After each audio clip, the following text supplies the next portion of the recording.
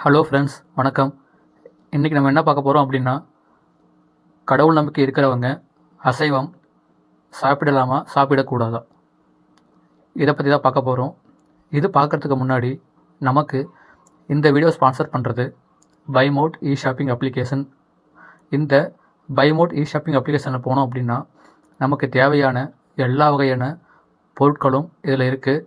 அதாவது சின்னவங்களிலிருந்து பெரியவங்க வரைக்கும் எல்லாரும் ரெகுலராக யூஸ் பண்ணக்கூடிய எல்லா வகையான பொருட்களும் இந்த பைமோட் இ ஷாப்பிங் அப்ளிகேஷனில் அவைலபிளாக இருக்குது. அண்ட் இந்த அப்ளிகேஷன் ஆப் ப்ளே ஸ்டோரில் அவைலபிள் இருக்குது அண்ட் ஆப் ஸ்டோர்லேயும் அவைலபிளாக இருக்குது. அண்ட் நானும் டிஸ்கிரிப்ஷனில் இதுக்கான லிங்க் தரேன். நீங்கள் போய் டவுன்லோட் பண்ணி உங்களுக்கு தேவை அப்படின்னா உங்கள் விருப்பத்தின் பேரில் பர்ச்சேஸ் பண்ணிக்கலாம். ஸோ நம்ம வீடியோக்குள்ளே போகலாம். இன்றைக்கி நிறைய பேருக்கு ஒரு மிகப்பெரிய டவுட் இருக்குங்க. என்ன அப்படின்னா, கடவுள் நம்பிக்கை இருக்கிறவங்க அசைவம் சாப்பிடலாமா சாப்பிடக்கூடாதா, இந்த கேள்வி தான் நிறைய பேருக்குள்ளே இருக்குது. ஆனால் விஷயம் என்ன அப்படின்னு கேட்டிங்கன்னா, மனிதன் சாப்பிடக்கூடிய உணவுக்கும் கடவுளுக்கும் எந்த சம்மந்தமும் கிடையவே கிடையாது. மனிதன் சாப்பிடக்கூடிய உணவை வச்சு கடவுள் மனிதன் மேலே கோவப்படுவார், அவர் தண்டிப்பார் அப்படின்னு எதுவுமே கிடையவே கிடையாது. ஆனால் மனிதன் உண்ணக்கூடிய உணவுக்கும் உடலுக்கும் சம்மந்தம் இருக்குது, உணவுக்கும் கர்மாவிற்கும் சம்மந்தம் இருக்குது, உணவுக்கும் குணத்திற்கும் சம்மந்தம் இருக்குது, உணவுக்கும் மனிதன் வாழ்க்கை முறைக்கும் சம்மந்தம் இருக்குது, உணவுக்கும் மனிதனோட ஆயுளுக்கும் சம்மந்தம் இருக்குது, உணவுக்கும் மனிதருக்கும் ரொம்பவே சம்மந்தம் இருக்குது. அப்புறம் மனதிற்கும் இயற்கைக்கும் இறைவனுக்கும் எப்பொழுதும் சம்பந்தம் இருக்குது. அதாவது கர்மாவின் காரணமாக தான் இந்த பிறவியை மனுஷன் எடுத்திருக்கான். அந்த கர்மாவை கரைக்க தான் இந்த மனித பிறவியே இருக்குது. தாவர உயிரினங்களுக்கு எப்போவுமே கர்மா குறைவுங்க, ஆனால் மாமிச உயிரினங்களுக்கு எப்போவுமே கர்மா அதிகம். அப்போது எந்த உணவை மனுஷன் உண்டாலும் அந்த உயிர்களோட பாவ கணக்கை அந்த மனுஷன் தான் அடைச்சாகணும்.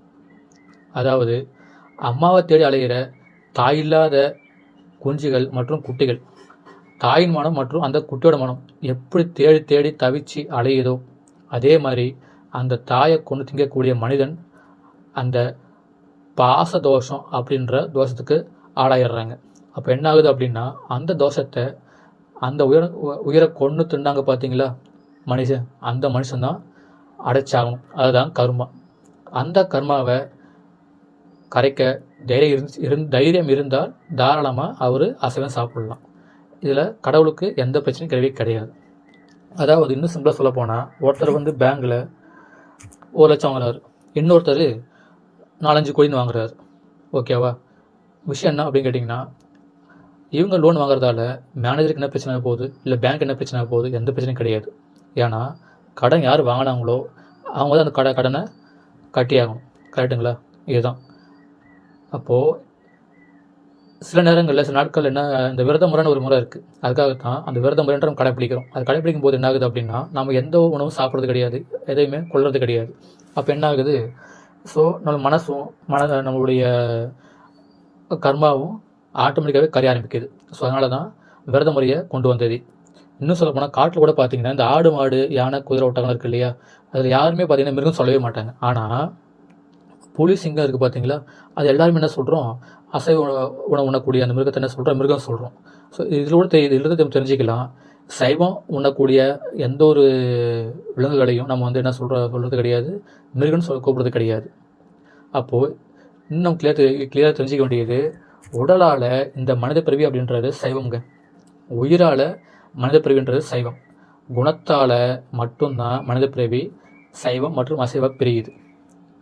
ஆடு மாடு மான் யானை இதெல்லாம் பார்த்தீங்கன்னா உடலாலும் செய்வோம், மனதாலும் செய்வோம், உயிராலும் செய்வோம். ஏன்னா அதுங்கள்லாம் ஒன்லி தாவரம் மட்டும் சாப்பிடுதுங்க. ஓகேங்களா?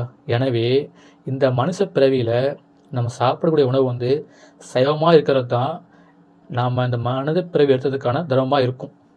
அதுக்காகத்தான் நம்மளோட முன்னோர்கள் பார்த்திங்கன்னா உணவுகளில் சிறந்தது சைவம் அப்படின்னு சொல்லியிருக்காங்க. ஸோ இதெல்லாம் தெரிஞ்சுக்க வேண்டியது என்னென்னா, சைவம் தான் இந்த மனித பிறவிக்கே ஏற்ற ஒரு சிறந்த உணவு. ஸோ இந்த உணவுக்கும் கடவுளுக்கு இதிலிருந்து எந்த சம்மந்தமும் கிடையாதுன்னு தெரியும் உங்களுக்குன்னு நினைக்கிறேன். ஸோ இந்த வீடியோ உங்களுக்கு பிடிச்சிருந்தா லைக் ஷேர் பண்ணுங்கள், கமெண்ட் பண்ணுங்கள். Thank you friends. ஓம் நம சிவாய.